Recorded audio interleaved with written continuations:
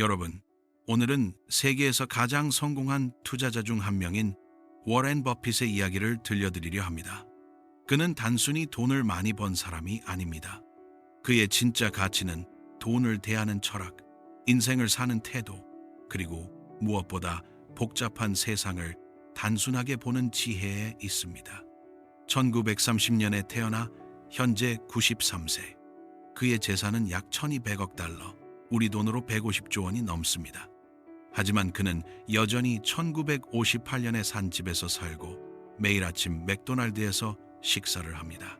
버크셔 해서웨이라는 회사를 통해 그는 코카콜라, 애플, 아메리칸 익스프레스 같은 세계적 기업들의 대주주가 되었습니다.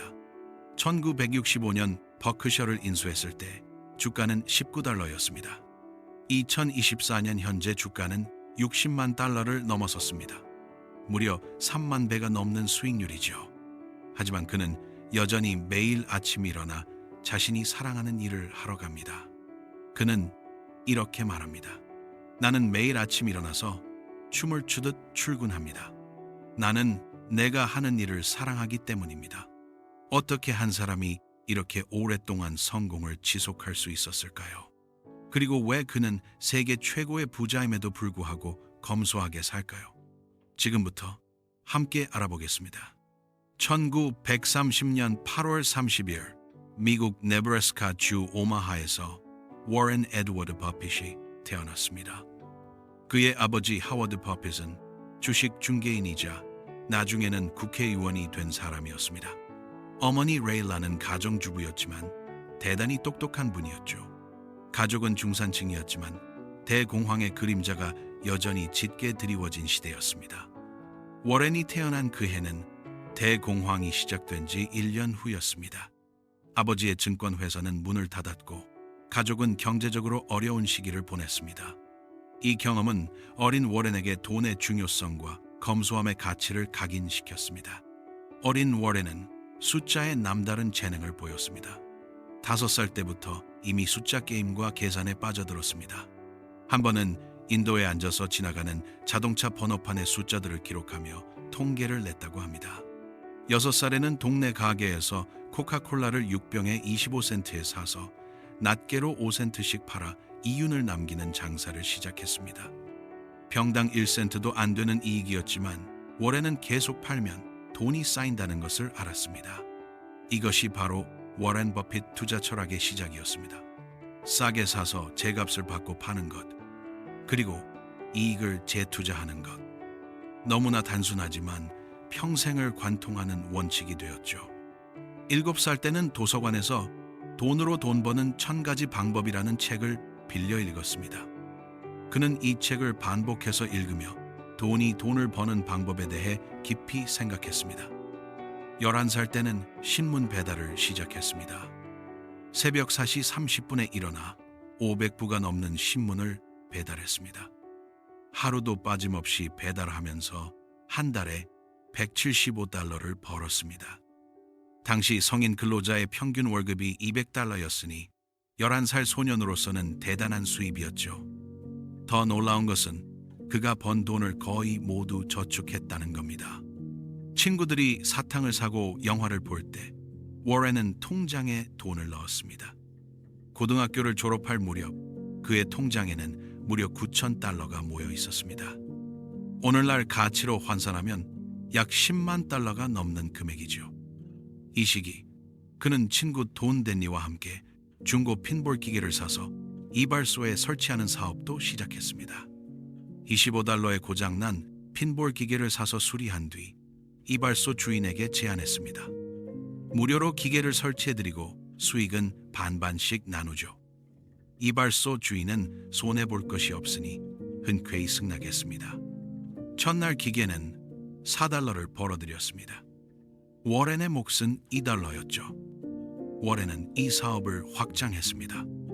몇 달 만에 여러 이발소에 8대의 기계를 설치했고 일주일에 50달러의 수입이 생겼습니다. 15살 소년에게는 엄청난 돈이었죠. 더 중요한 것은 워렌의 머릿속에 이미 돈을 버는 복리의 개념이 자리 잡고 있었다는 겁니다. 그는 수첩에 이렇게 적었습니다. 30살까지 백만장자가 되지 못하면 오마하의 가장 높은 건물에서 뛰어내리겠다. 물론 농담이었지만 그의 야망은 진지했습니다. 1942년 11살의 워렌은 인생 첫 주식을 삽니다. 시티즈 서비스라는 회사의 주식을 주당 38달러에 3주를 매입했습니다. 자신의 돈으로 2주, 누나 도리스의 돈으로 1주를 샀죠. 그런데 주식을 산 직후부터 주가가 떨어지기 시작했습니다. 35달러, 30달러, 그리고 마침내 27달러까지 떨어졌습니다. 거의 30%의 손실이었습니다. 어린 워렌은 밤잠을 설쳤습니다. 자기 돈뿐 아니라 누나 도리스의 돈도 함께 투자했기 때문이죠. 누나는 매일 물었습니다. 워렌, 우리 주식은 어떻게 됐어? 워렌은 그때마다 가슴이 철렁했습니다. 몇 주가 지나 다행히 주가가 회복되기 시작했습니다. 30달러, 35달러, 그리고 마침내 40달러가 되었습니다. 겨우 본전을 넘긴 순간 워렌은 재빨리 팔아버렸습니다. 주당 2달러씩 총 6달러의 이익을 남겼습니다. 드디어 누나에게 원금과 약간의 수익을 돌려줄 수 있었죠. 워렌은 안도의 한숨을 쉬었습니다. 다행이다. 이제 이 고통에서 벗어났어. 하지만 그 주식은 계속 올랐습니다. 50달러, 100달러, 그리고 마침내 202달러까지 올랐습니다. 만약 그가 팔지 않고 계속 보유했다면 3주로 600달러 이상을 벌 수 있었습니다. 당시 11살 소년에게는 엄청난 금액이었죠. 이 경험은 평생 그에게 3가지 중요한 교훈을 남겼습니다. 첫째, 조급하게 이익을 실현하지 말 것. 좋은 기업이라면 인내심을 가지고 기다려야 한다. 단기적인 가격 변동이 아니라 장기적인 가치에 집중해야 한다. 둘째, 다른 사람의 돈으로 투자하면 감정적 압박을 받게 된다. 냉정한 판단을 하기 어려워진다. 그래서 나중에 버핏은 자신의 파트너십을 운영할 때도 투자자들에게 분기별 보고조차 하지 않았습니다. 연간 보고만 했죠. 셋째, 주가의 단기 변동에 흔들리지 말아야 한다. 중요한 것은 기업의 본질적 가치다. 좋은 기업이라면 일시적으로 주가가 떨어져도 결국 본래 가치를 회복한다. 이 3가지 교훈은 그가 평생 지켜온 투자 원칙의 기초가 되었습니다. 버핏은 훗날 이렇게 회상했습니다. 그때의 실수는 제게 100만 달러 이상의 가치가 있었습니다. 왜냐하면 그 교훈 덕분에 나중에 훨씬 더 큰 기회에서 실수하지 않았으니까요.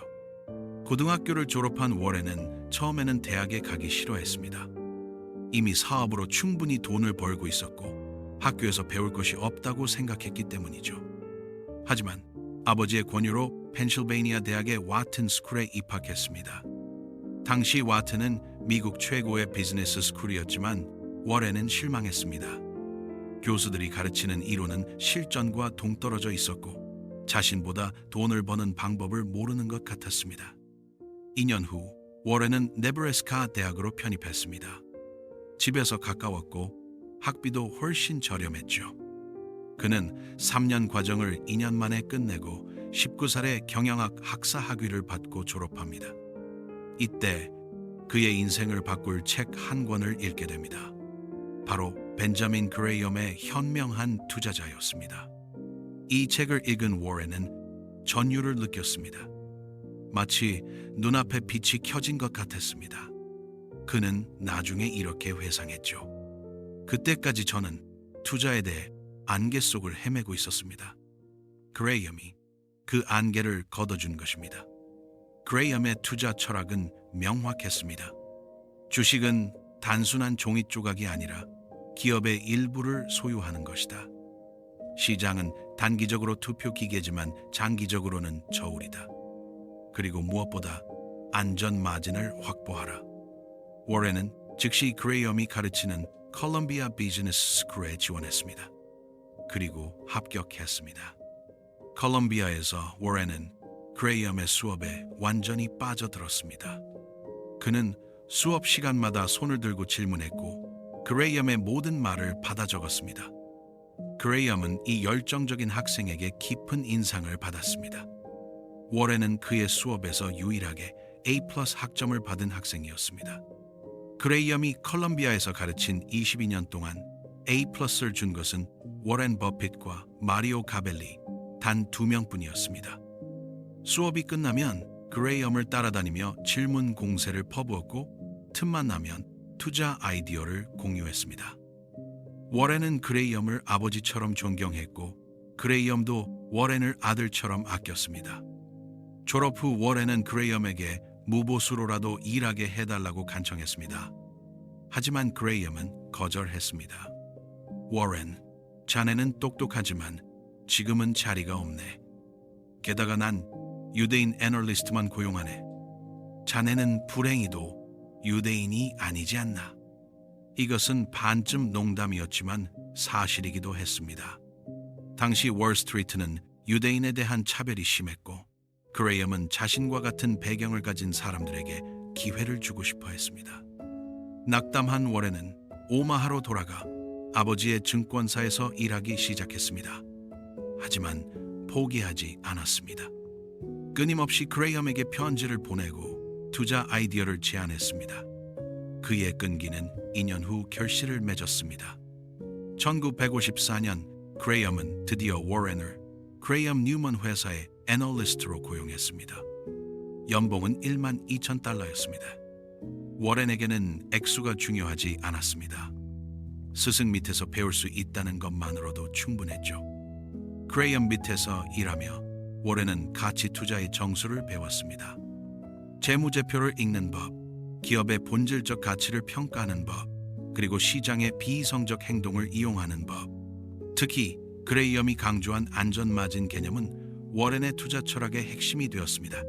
아무리 좋은 기업이라도 가격이 적정하지 않으면 사지 않는다. 가치보다 훨씬 싼 가격에 살 때만 진정한 안전이 보장된다. 그레이엄은 이것을 다리를 건너는 것에 비유했습니다. 다리가 10톤의 무게를 견딜 수 있다고 해서 10톤 트럭을 몰고 건너가지 마십시오. 3톤 트럭만 건너가십시오. 그것이 안전 마진입니다. 하지만 2년 후 그레이엄은 은퇴를 결정했고 회사를 청산했습니다. 그는 자신이 정말 하고 싶었던 일, 즉 글을 쓰고 가르치고 여행하는 삶을 살고 싶어 했습니다. 워렌은 다시 오마하로 돌아가야 했습니다. 하지만 이번에는 준비가 되어 있었습니다. 스승에게서 배운 모든 것을 자신만의 방식으로 실천할 준비가 되어 있었죠. 1956년 25살의 워렌 버핏은 오마하로 돌아와 자신만의 투자 파트너십을 시작합니다. 초기 자본금은 10만 5천 달러, 그중 자신의 돈은 단 100달러였습니다. 나머지는 가족과 친구들이 투자한 돈이었죠. 누나 도리스와 이모, 그리고 아버지의 친구들이었습니다. 하지만 그는 투자자들에게 파격적인 제안을 했습니다. 6% 수익률 이상의 수익 중 25%만 수수료로 받겠습니다. 그 이하면 한 푼도 받지 않겠습니다. 이것은 일반적인 헤지펀드 수수료인 E&E10, 즉 운용 자산의 2%와 수익의 20%를 받는 것보다 훨씬 유리한 조건이었습니다. 버핏은 자신에게 높은 기준을 세운 것이죠. 그리고 그는 약속을 지켰습니다. 1956년부터 1969년까지 13년 동안 단 한 해도 손실을 낸 적이 없었습니다. 연평균 수익률은 무려 29.5%였습니다. 같은 기간 SP500 지수의 수익률은 7.4%에 불과했죠. 100달러를 버핏의 파트너십에 투자했다면 13년 후 이 610달러가 되었습니다. 26배의 수익이었습니다. 같은 돈을 SP500에 투자했다면 239달러밖에 되지 않았을 겁니다. 버핏의 투자 철학은 단순했지만 강력했습니다. 다른 사람들이 무시하는 작고 저평가된 기업들을 찾아내는 것이었습니다. 그레이엄이 담배꽁초 투자라고 부르던 방식이었죠. 길바닥에 버려진 담배꽁초지만 아직 한두 모금 피울 수 있다면 공짜나 다름없는 가격에 사는 것입니다. 1962년 워렌은 버크셔 해서웨이라는 섬유 제조 회사의 주식을 사기 시작합니다. 당시 이 회사는 뉴잉글랜드의 오래된 섬유 공장이었습니다. 사양 산업인 섬유업을 하고 있었고 주가는 계속 떨어지고 있었습니다. 하지만 회사가 가진 현금과 자산을 고려하면 주가는 터무니없이 싼 가격이었습니다. 버핏은 이 회사를 청산 가치보다 싸게 살 수 있다고 판단했죠. 전형적인 그레이엄 스타일의 저평가 투자였습니다. 그런데 회사의 경영자 시버리 스탠턴이 버핏을 속이려 했습니다. 버핏과 대화할 때는 주식을 주당 11달러 50센트에 되사겠다고 약속했지만 나중에 편지에는 11달러 37.5센트만 제시한 것입니다. 겨우 12.5센트 차이였지만 버핏에게는 원칙의 문제였습니다. 화가 난 버핏은 결정했습니다. 이 회사를 아예 사버리고 저 사람을 해고하겠어. 감정적인 결정이었습니다. 1965년 그는 버크셔 해서웨이의 경영권을 장악했습니다. 그리고 약속대로 시버리 스탠턴을 해고했습니다. 하지만 이 투자는 버핏이 평생 후회한 결정 중 하나가 됩니다. 섬유업은 계속 쇠퇴했고 회사를 되살리는데 너무 많은 에너지가 들어갔기 때문이죠. 버핏은 20년 동안 섬유 사업을 유지하려 노력했습니다. 수백만 달러를 투자했지만 결국 실패했습니다. 1985년 마침내 섬유 공장을 폐쇄했습니다. 버핏은 나중에 이렇게 말했습니다. 감정적으로 투자 결정을 내린 것은 큰 실수였습니다. 버크셔를 사는 대신 보험회사를 샀더라면 지금쯤 2배는 더 부자가 되어 있을 겁니다. 아마도 추가로 2천억 달러는 더 벌었을 것입니다. 그는 이 경험에서 중요한 교훈을 배웠습니다. 좋은 경영자가 나쁜 사업을 만나면 나쁜 사업의 평판이 그대로 유지됩니다. 아무리 훌륭한 경영자라도 근본적으로 나쁜 사업 구조는 바꿀 수 없다는 것이죠. 하지만 역설적이게도 이 실수가 전화위복이 되었습니다. 버핏은 섬유 사업이 한계가 있다는 것을 금방 깨달았습니다. 그래서 버크셔가 벌어들이는 현금을 다른 사업에 투자하기 시작했습니다. 첫 번째 타깃은 보험업이었습니다. 1967년 버핏은 내셔널 인덴미티와 내셔널 파이어 앤 마린 보험회사를 860만 달러에 인수했습니다. 보험업의 매력은 간단했습니다. 보험료는 먼저 받지만 보험금은 나중에 지급합니다. 그 사이의 시간 동안 보험료를 투자해서 수익을 올릴 수 있죠. 버핏은 이 구조를 플로트라고 불렀습니다. 공짜로 쓸 수 있는 돈인 셈이죠. 심지어 보험업을 잘 운영하면 플로트를 쓰면서도 보험 영업 자체에서도 이익을 낼 수 있습니다. 현재 버크셔 해서웨이의 플로트는 무려 1,600억 달러가 넘습니다. 이것은 무이자로 빌린 1,600억 달러나 마찬가지입니다. 이 돈을 가지고 투자를 하는 것이죠. 그리고 이 플로트를 이용해 우량 기업의 주식을 매입하기 시작했습니다. 코카콜라, 아메리칸 익스프레스, 질레트, 워싱턴 포스트 모두가 알아주는 브랜드 파워를 가진 기업들이었습니다. 버핏의 투자 철학도 이 시기부터 진화하기 시작합니다. 단순히 싼 기업을 사는 것이 아니라 좋은 기업을 적정한 가격에 사는 것으로 바뀐 것이죠. 이 변화에는 찰리 멍거라는 새로운 파트너의 영향이 컸습니다. 1959년 워렌 버핏은 오마하에서 찰리 멍거를 만났습니다. 둘을 소개한 사람은 버핏 가족의 주치의였던 에드윈 데이비스 박사였습니다. 찰리는 오마하 출신이었지만 캘리포니아에서 변호사로 활동하고 있었습니다. 하버드 로스쿨을 나온 그는 성공한 변호사였지만 투자에도 관심이 많았죠. 두 사람은 첫 만남에서 8시간 동안 이야기를 나눴습니다. 비즈니스, 투자, 철학, 인생에 대해 끝없이 대화했습니다. 금세 의기투합했죠. 그들은 비슷한 점이 많았습니다.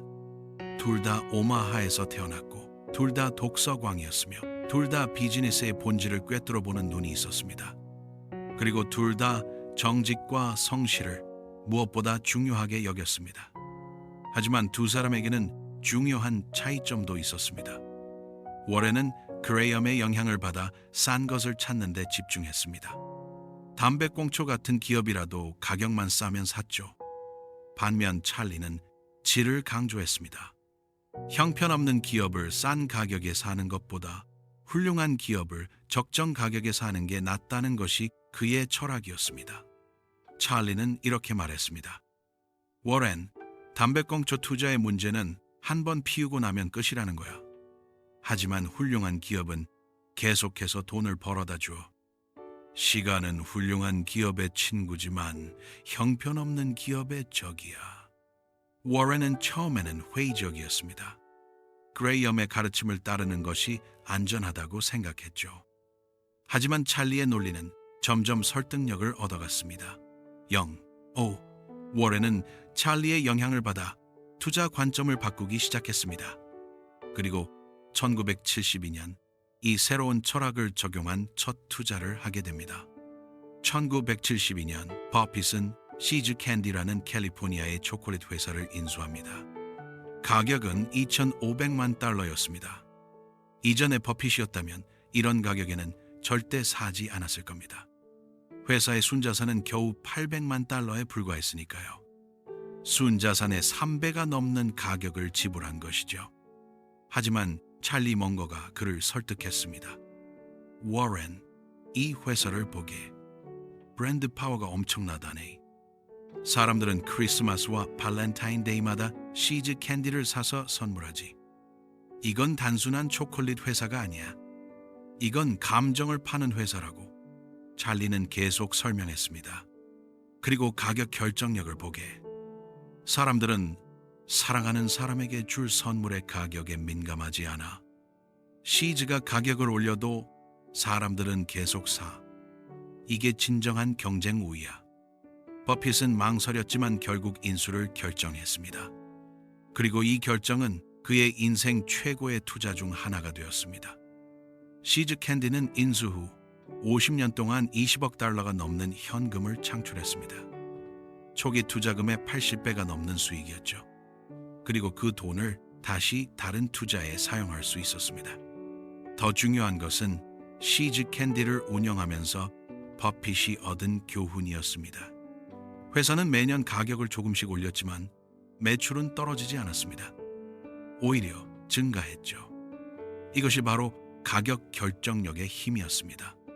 버핏은 이 경험을 통해 중요한 교훈을 얻었습니다. 브랜드 파워와 가격 결정력이 있는 기업은 시간이 지날수록 더 많은 가치를 창출한다는 것. 그리고 이런 기업에는 프리미엄을 지불할 가치가 있다는 것. 버핏은 나중에 이렇게 말했습니다. 찰리가 나를 오랑우탄에서 인간으로 진화시켰습니다.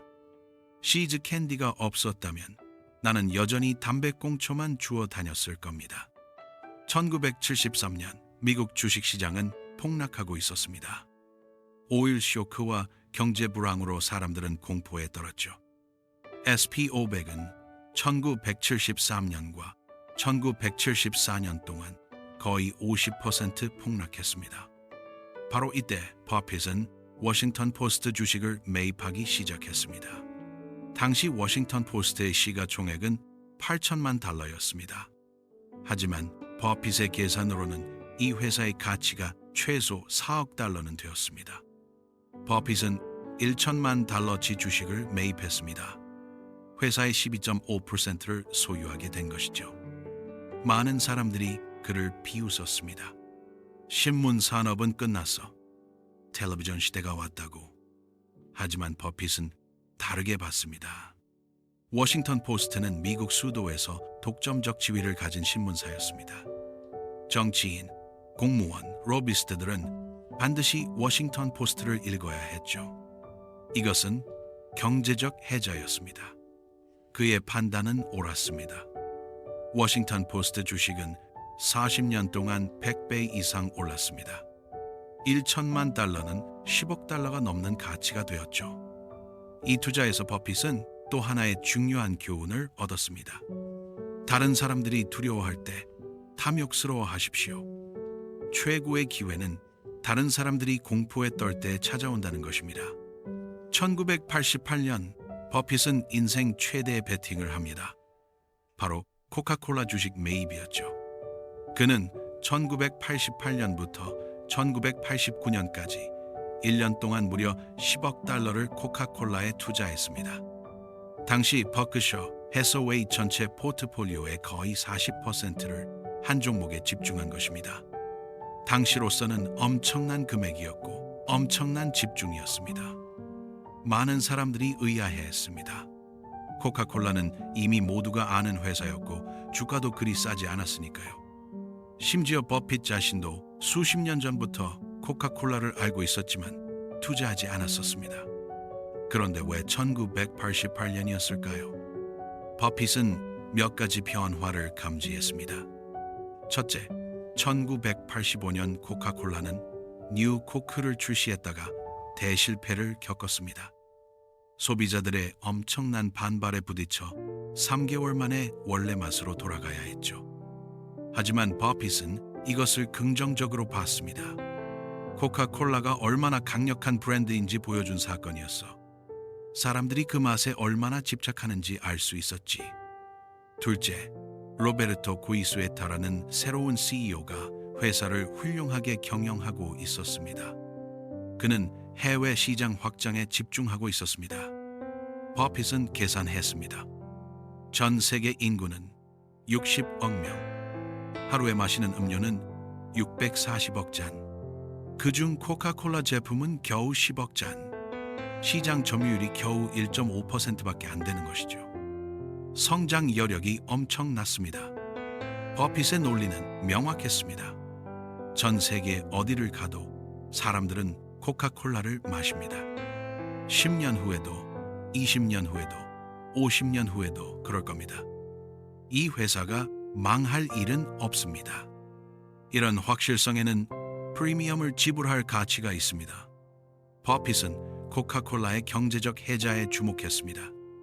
브랜드 파워, 전 세계 유통망, 소비자들의 습관적 구매, 이 모든 것이 경쟁자들이 쉽게 넘을 수 없는 혜자였습니다. 그리고 그의 판단은 정확했습니다. 10억 달러의 투자는 현재 250억 달러 이상의 가치가 되었습니다. 25배의 수익이었죠. 더 중요한 것은 그 과정에서 받은 배당금이었습니다. 매년 수억 달러씩 흘러들어오는 배당금은 버크셔가 다른 투자를 할 수 있는 자금이 되었습니다. 현재 버크셔가 코카콜라에서 받는 연간 배당금은 7억 달러가 넘습니다. 이것은 최초 투자금 10억 달러의 70%를 매년 배당금으로만 받는 것입니다. 그리고 주식 가치는 여전히 250억 달러가 넘습니다. 버핏은 이렇게 말했습니다. 저는 코카콜라를 영원히 보유할 것입니다. 왜 훌륭한 기업을 팔아야 합니까? 시간이 지날수록 더 많은 가치를 만들어내는데 말입니다. 1990년대 후반, 세상은 인터넷에 미쳐 있었습니다. 닷컴 기업들의 주가는 하늘 높은 줄 모르고 올랐고 모두가 기술주에 투자했습니다. 1999년 한 해 동안 나스닥 지수는 85% 상승했습니다. 아마존, 야후, 이베이 같은 기업들의 주가는 수백 퍼센트 올랐죠. 그런데 워렌 버핏은 이런 기업들에 한 푼도 투자하지 않았습니다. 1999년 버크셔 해서웨이의 주가는 겨우 0.5% 올랐습니다. SP500은 21% 올랐으니 버핏은 완전히 시장에 뒤처진 셈이었죠. 사람들은 버핏을 비웃기 시작했습니다. 시대에 뒤떨어진 늙은이, 새로운 경제를 이해하지 못하는 공룡, 심지어 버핏의 시대는 끝났다는 기사들이 쏟아져 나왔습니다. 베런스라는 유명한 금융 잡지는 1999년 말 표지 기사로 이렇게 썼습니다. 워렌, 무슨 일입니까? 그를 조롱하는 톤이었죠. 하지만 버핏은 흔들리지 않았습니다. 그는 주주 서한에서 이렇게 썼습니다. 저는 이런 회사들이 무슨 일을 하는지, 어떻게 돈을 버는지, 그리고 10년 후에도 살아남을지 이해할 수 없습니다. 이해하지 못하는 것에는 투자하지 않습니다. 이것은 제 평생의 원칙이었고 앞으로도 그럴 것입니다. 그는 또 이렇게 말했습니다. 주식시장에서 성공하기 위해 IQ 160이 필요한 것은 아닙니다. 필요한 것은 자신의 능력 범위를 아는 것과 그 범위 안에 머무는 규율입니다. 2000년 3월 IT 버블이 터졌습니다. 나스닥은 향후 2년 동안 78% 폭락했습니다. 수많은 닷컴 기업들이 파산했고 수백만 명의 투자자들이 재산을 잃었습니다. 하지만 버핏은 아무 손실도 입지 않았습니다. 오히려 그가 보유한 전통적인 기업들은 꾸준히 성장했고 버크셔의 가치는 계속 올랐습니다. 이제 사람들은 버핏을 조롱하는 대신 그의 지혜를 찬양했습니다. 그리고 그는 조용히 이렇게 말했습니다. 가장 중요한 것은 자신의 게임을 하는 것입니다. 다른 사람들이 뭐라고 하든 자신이 이해하고 확신하는 것에 집중하십시오. 2008년 9월 리만 브라더스가 파산했습니다. 세계 금융 시스템은 붕괴 직전까지 갔고 사람들은 대공황 이후 최악의 경제 위기를 겪고 있었습니다. 주식 시장은 폭락했습니다. SP500은 2007년 10월 고점에서 2009년 3월 저점까지 57% 폭락했습니다. 은행들이 무너지고 기업들이 파산하고 실업률이 치솟았습니다. 사람들은 공포에 떨었습니다. 많은 사람들이 주식을 팔고 현금으로 도망갔습니다. 이번에는 정말 끝이다 라는 분위기였죠. 바로 이때 78세의 워렌 버핏이 움직였습니다. 2008년 10월 16일 뉴욕 타임스에 버핏의 기고문이 실렸습니다. 제목은 나는 미국 주식을 사고 있습니다 였죠. 그는 이렇게 썼습니다. 금융세계는 혼란 상태입니다. 이런 혼란은 기회를 만듭니다. 큰 두려움 속에서 현명한 투자가 이루어집니다. 다른 사람들이 탐욕스러울 때 두려워하고 다른 사람들이 두려워할 때 탐욕스러워하십시오. 그리고 그는 행동으로 보여줬습니다. 2008년 9월 골드만삭스가 유동성 위기에 직면했을 때 버핏은 50억 달러를 투자했습니다. 10월에는 제너럴 일렉트릭에 30억 달러를 투자했습니다. 많은 사람들이 그를 미쳤다고 생각했습니다. 세계가 무너지고 있는데 지금 투자한다고? 하지만 버핏의 논리는 명확했습니다. 미국 경제가 영원히 침체될 것이라고 믿는다면 주식을 사지 마십시오. 하지만 저는 미국을 믿습니다. 미국 경제는 회복할 것이고 좋은 기업들은 살아남을 것입니다. 그리고 그의 판단은 옳았습니다.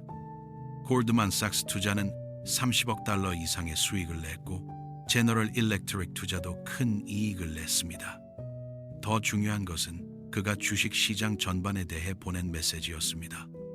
미국을 절대 베팅에 반대하지 마십시오. 2009년 3월 주식 시장은 바닥을 찍었고 그 이후 10년 동안 미국 주식 시장은 사상 최장기간 강세장을 기록했습니다. SP500은 저점에서 5배 이상 올랐습니다.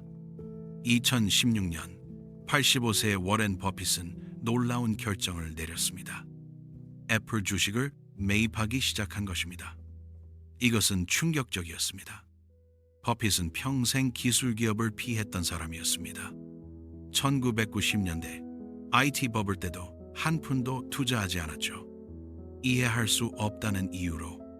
그런데 왜 애플이었을까요? 버핏은 애플을 기술 기업이 아니라 소비재 기업으로 봤습니다. 애플은 코카콜라와 비슷합니다. 사람들은 아이폰을 필수품처럼 여기고 강력한 브랜드 충성도를 가지고 있습니다. 그는 또 이렇게 말했습니다.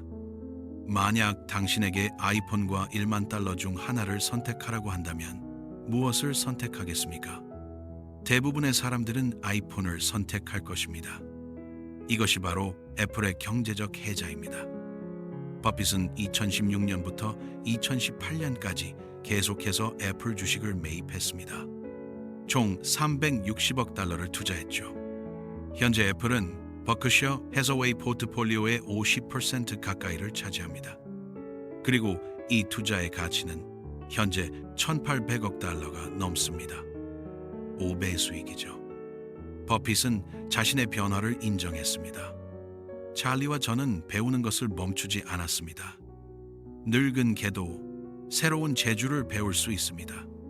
중요한 것은 열린 마음과 배우려는 의지입니다. 워렌 버핏의 투자 철학은 놀라울 정도로 단순합니다. 하지만 그 단순함 속에 엄청난 지혜가 담겨 있죠. 그의 첫 번째 원칙은 이해할 수 있는 것에만 투자하라입니다. 버핏은 이것을 능력의 범위 또는 역량의 원이라고 부릅니다. 당신의 원이 얼마나 큰지는 중요하지 않습니다. 중요한 것은 그 원이 어디까지인지 아는 것이고 그 안에 머무는 것입니다. 두 번째 원칙은 장기 투자입니다. 버핏은 이렇게 말합니다. 우리가 선호하는 보유 기간은 영원입니다. 만약 10년 동안 보유할 준비가 되어 있지 않다면 10분도 보유하지 마십시오. 그는 좋은 기업을 찾으면 거의 팔지 않습니다. 코카콜라는 1988년에 샀고 지금도 보유하고 있습니다. 35년이 넘었죠. 아메리칸 익스프레스는 1960년대에 샀고 아직도 보유하고 있습니다. 시간은 훌륭한 기업의 친구지만 형편없는 기업의 적입니다. 버핏의 명언입니다. 세 번째 원칙은 안전 마진입니다. 아무리 좋은 기업이라도 가격이 너무 비싸면 사지 않습니다. 충분한 안전 마진이 있을 때만 투자하죠. 1달러 가치가 있는 것을 50센트에 살 수 있을 때 사라. 이것이 그의 철학입니다. 네 번째 원칙은 경제적 해자입니다. 버핏은 경쟁자들이 쉽게 따라올 수 없는 기업을 찾습니다. 브랜드 파워, 네트워크 효과, 규모의 경제, 전환 비용 등 이런 것들이 바로 경제적 해자죠. 넓고 지속 가능한 해자로 둘러싸인 경제적 성을 찾으십시오. 버핏이 항상 하는 말입니다. 다섯 번째 원칙은 집중 투자입니다. 버핏은 분산 투자를 그리 좋아하지 않습니다. 분산 투자는 무지에 대한 보호 장치입니다. 당신이 무엇을 하는지 안다면 분산 투자는 거의 의미가 없습니다. 현재 버크셔 해서웨이 포트폴리오의 80% 이상이 단 5개 종목에 집중되어 있습니다. 애프로, 뱅크 오브 아메리카, 아메리칸 익스프레스, 코카콜라, 쉐브론. 여섯 번째 원칙은 경영진의 질입니다. 버핏은 비즈니스를 인수할 때 세 가지를 봅니다. 성실함, 지성, 에너지. 하지만 이렇게 덧붙입니다. 성실함이 없다면 나머지 둘은 당신을 파괴할 것입니다. 그는 정직하고 능력 있는 경영자를 찾고 그들에게 완전한 자율성을 줍니다. 간섭하지 않죠. 일곱 번째 원칙은 시장의 감정을 거스르라입니다. 다른 사람들이 탐욕스러울 때 두려워하고 다른 사람들이 두려워할 때 탐욕스러워하십시오. 버핏의 가장 유명한 격언입니다. 최고의 기회는 다른 사람들이 공포에 떨 때 찾아옵니다. 1973년, 1987년, 2008년 버핏은 위기 때마다 큰 투자를 했고 엄청난 수익을 올렸습니다. 워렌 버핏의 삶에서 가장 놀라운 것 중 하나는 그의 검소함입니다. 그는 1958년에 산 집에 아직도 살고 있습니다. 오마하의 평범한 동네 파넘 스트리트에 있는 이 집은 당시 31,500달러에 샀습니다. 오늘날 가치로 해도 약 30만 달러 정도죠. 세계 10위 안에 드는 부자가 30만 달러짜리 집에 산다는 게 믿어지시나요? 집은 5개의 침실이 있는 평범한 단층 집입니다. 담장도 없고 경비원도 없습니다. 그는 명품 차도 타지 않습니다. 한때는 캐딜락을 몰았지만 지금은 소박한 SUV를 몹니다. 그것도 자신이 직접 운전하죠. 아침 식사는 항상 맥도날드입니다. 그는 매일 아침 사무실 가는 길에 맥도날드 드라이브 스루를 들립니다. 그리고 3가지 메뉴 중 하나를 주문하죠. 주가가 올라서 기분이 좋으면 3.1 7달러짜리 베이컨, 에그 앤 치즈 비스킷을 주문합니다. 주가가 내려서 조금 아끼고 싶은 날에는 2.9 5달러짜리 소시지, 에그 앤 치즈 비스킷을 주문합니다. 정말 안 좋은 날에는 2.6 1달러짜리 소시지, 머핀으로 만족합니다. 농담 같지만 실화입니다. 그의 사무실도 화려하지 않습니다. 버크셔 해서웨이 본사는 오마하 다운타운의 키위트 플라자라는 평범한 건물에 있습니다. 사무실은 14층 전체를 쓰지만 직원은 채 30명이 안 됩니다. 시가총액 8천억 달러가 넘는 기업이 직원 30명으로 운영되는 것입니다. 비서가 1명 있고 나머지는 대부분 회계와 법무를 담당합니다. 버핏의 사무실은 간단합니다. 책으로 가득 찬 책장, 책상, 그리고 컴퓨터 한 대. 그는 하루 종일 책을 읽고 생각하고 전화 통화를 합니다. 그게 전부입니다. 왜 이렇게 검소하게 살까요? 버핏은 이렇게 대답합니다. 돈으로 살 수 없는 것들이 있습니다. 건강, 사랑, 시간, 우정, 그리고 저는 이미 제가 원하는 모든 것을 가지고 있습니다. 큰 집이 저를 더 행복하게 만들지 않습니다. 비싼 차가 제 삶을 더 좋게 만들지 않습니다. 그는 또 이렇게 말합니다. 저는 제 집을 사랑합니다. 제 아이들이 자란 집이고 제 아내와 함께 살았던 집입니다. 큰 저택으로 이사한다고 이런 추억들을 살 수 있나요? 버핏의 검소함은 허식이 아닙니다. 그는 진심으로 단순한 삶을 좋아합니다. 복잡한 것, 화려한 것, 불필요한 것을 싫어하죠. 행복은 당신이 원하는 것을 얻는 것이 아니라 당신이 가진 것을 원하는 것입니다. 버핏의 인생 철학입니다. 2006년 6월 25일 워렌 버핏은 인류 역사상 최대 규모의 자선 기부를 발표했습니다. 자신이 가진 버크셔 해서웨이 주식의 85%, 당시 가치로 370억 달러를 기부하기로 한 것이죠. 현재 가치로는 1,000억 달러가 넘습니다. 대부분은 빌 게이츠 부부의 빌 앤 멜린다 게이츠 재단에 갔습니다.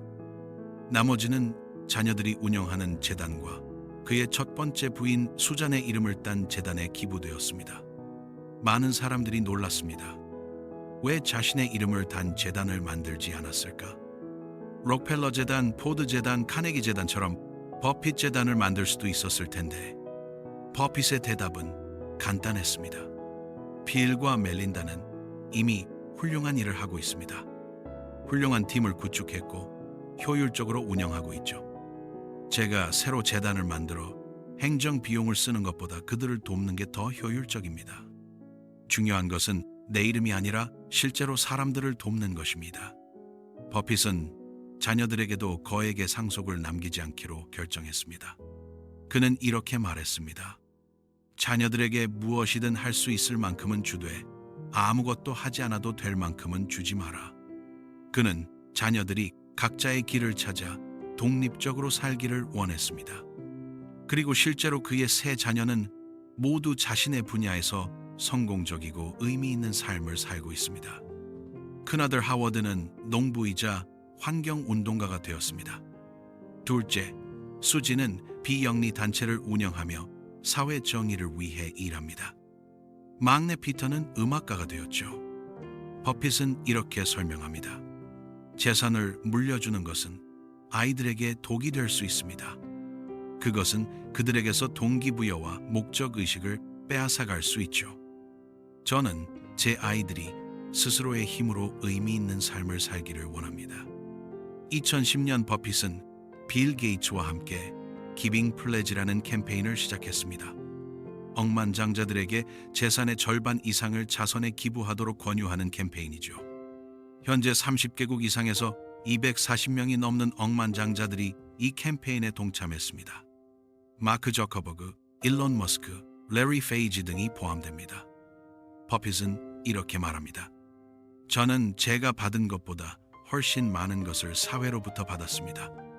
저는 단지 자본을 배분하는 능력 때문에 이렇게 많은 돈을 벌었습니다. 이것은 우연히 시장이 높이 평가하는 재능일 뿐입니다. 제가 다른 시대, 다른 장소에 태어났다면 이런 부를 얻지 못했을 것입니다. 그러므로 저는 사회에 갚아야 할 의무가 있습니다. 워렌 버핏의 인생에서 찰리 멍거를 빼놓고 이야기할 수 없습니다.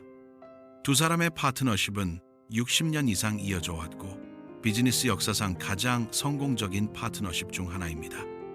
찰리 먼거는 1924년생으로 버핏보다 6살 많습니다. 두 사람은 1959년 처음 만났고 그 후 60년 넘게 함께 일해왔습니다. 그들의 관계는 특별합니다. 한 번도 계약서를 쓴 적이 없습니다. 서로에 대한 신뢰만으로 충분했죠.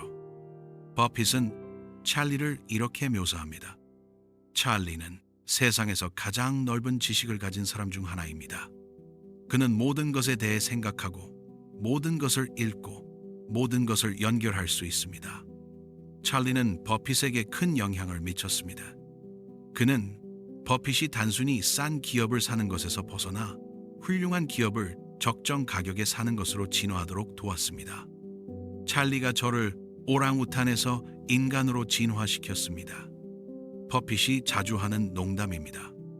두 사람은 서로를 보완합니다. 버핏은 낙관적이고 사람들과 쉽게 친해집니다. 반면 찰리는 냉소적이고 직설적입니다. 버핏은 계산이 빠르고 찰리는 철학적 사고에 능합니다. 버크셔 해서웨이 연차 주주총회에서 두 사람은 6시간 동안 무대에 앉아 질문에 답합니다.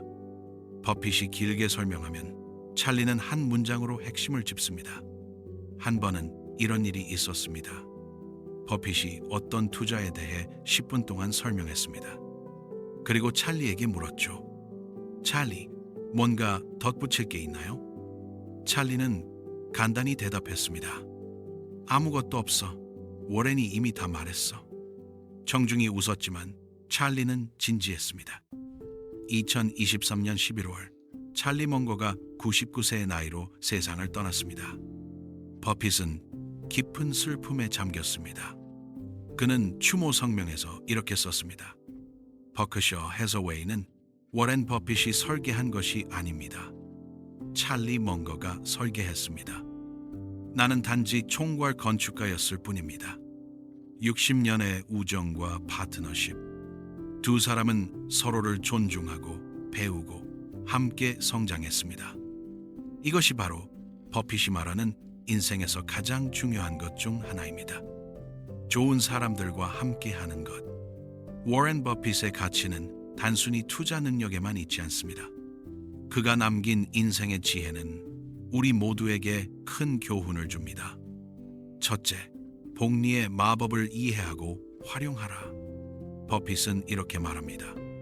인생은 눈덩이와 같습니다.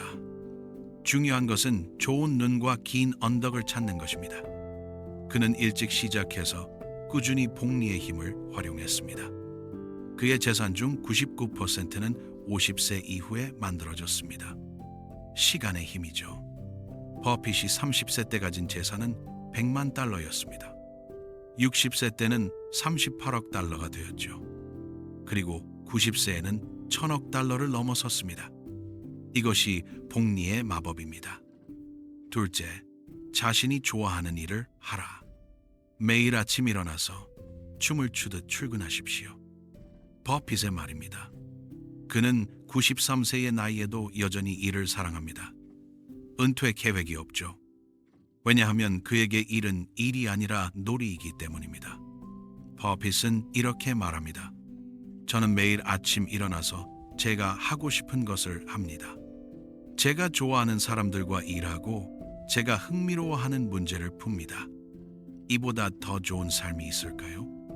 셋째, 좋은 사람들과 함께하라. 버핏은 비즈니스 파트너를 선택할 때 세 가지를 봅니다. 성실함, 지성, 에너지. 하지만 이렇게 덧붙입니다. 성실함이 없다면 나머지 둘은 당신을 파괴할 것입니다. 그와 찰리 먼거의 파트너십은 60년 넘게 이어져 왔습니다. 한 번도 계약서를 쓴 적이 없습니다. 서로에 대한 신뢰만으로 충분했죠. 좋은 사람들과 함께하면 당신도 좋아집니다. 나쁜 사람들과 함께하면 당신도 나빠집니다. 넷째, 평판을 소중히 하라. 평판을 쌓는 데는 20년이 걸리지만 무너뜨리는 데는 5분이면 충분합니다.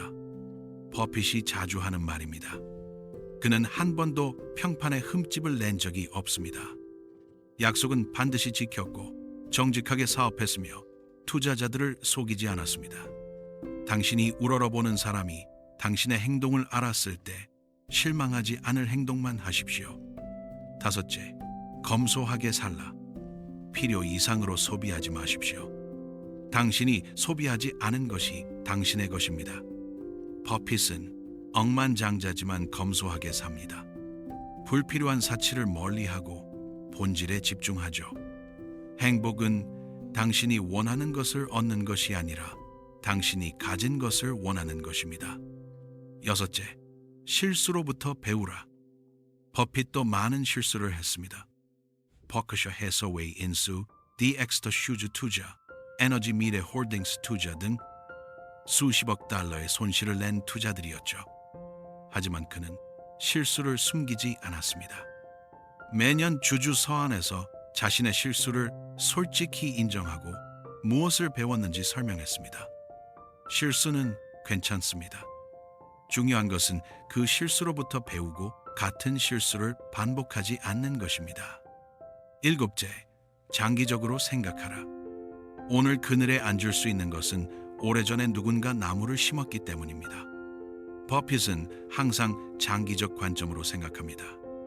분기 실적에 연연하지 않고 10년, 20년 후를 내다봅니다.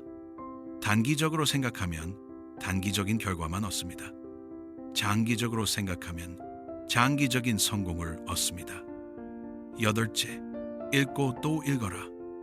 버핏은 하루에 5-6시간을 책과 신문을 읽는 데 씁니다. 지식은 복리로 쌓입니다. 여러분 모두 매일 조금씩 더 현명해질 수 있습니다. 5. 그는 독서를 통해 끊임없이 배우고 성장합니다. 93세의 나이에도 여전히 새로운 것을 배우고 있습니다. 저의 가장 좋은 투자는 책이었습니다. 책에서 배운 것이 저를 여기까지 데려왔습니다. 워렌 버핏이 평생 우리에게 가르쳐준 돈에 관한 진실은 무엇일까요?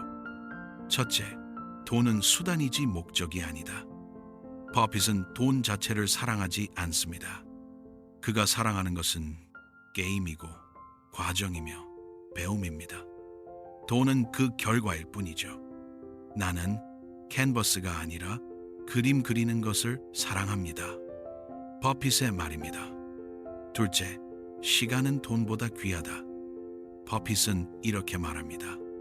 당신의 시간을 어떻게 쓰느냐가 당신의 인생을 결정합니다.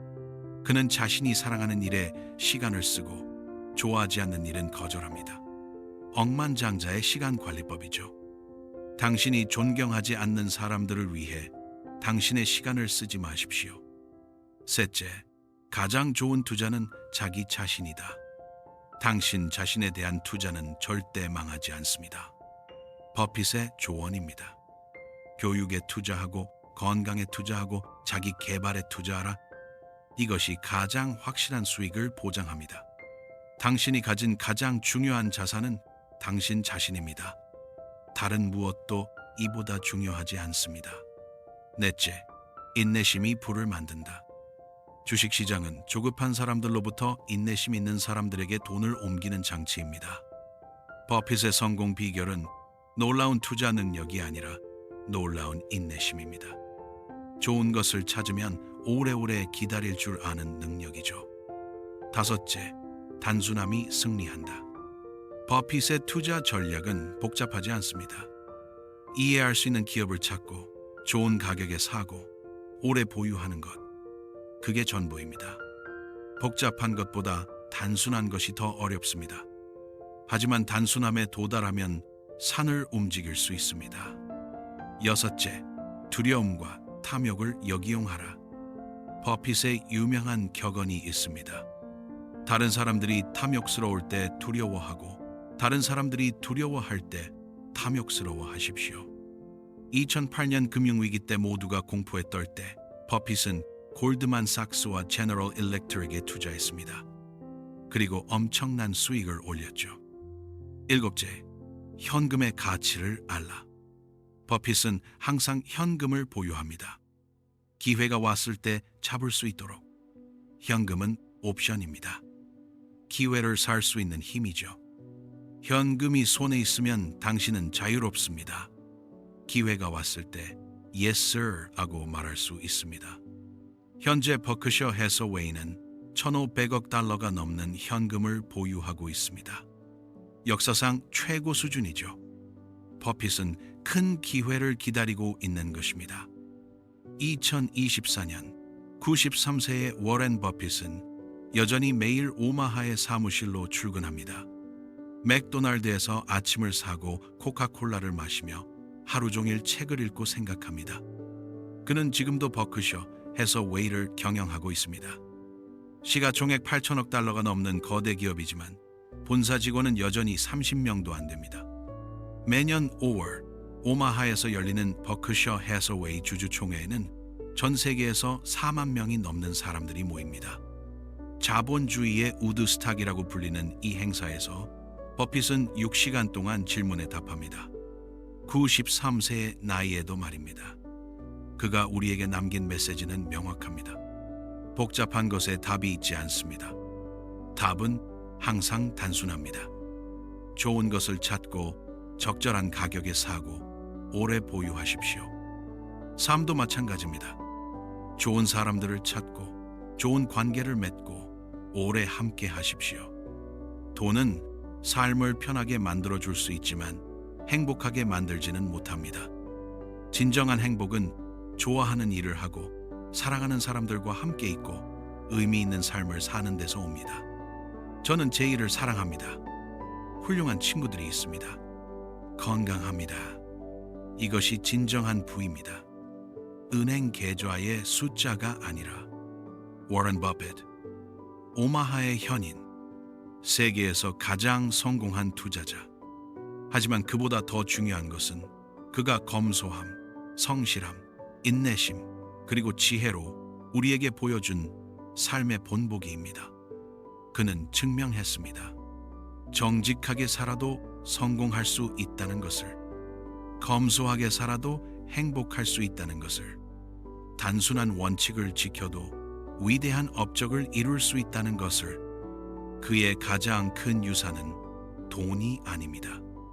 그것은 그가 살아온 방식이고 그가 남긴 지혜입니다. 여러분, 오늘부터 워렌 버핏처럼 생각해보는 것은 어떨까요?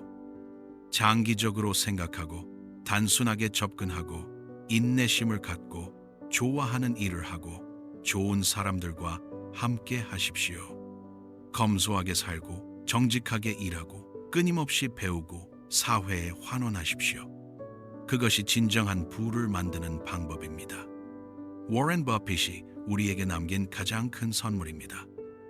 여러분의 삶에도 복리의 마법이 일어나기를 바랍니다.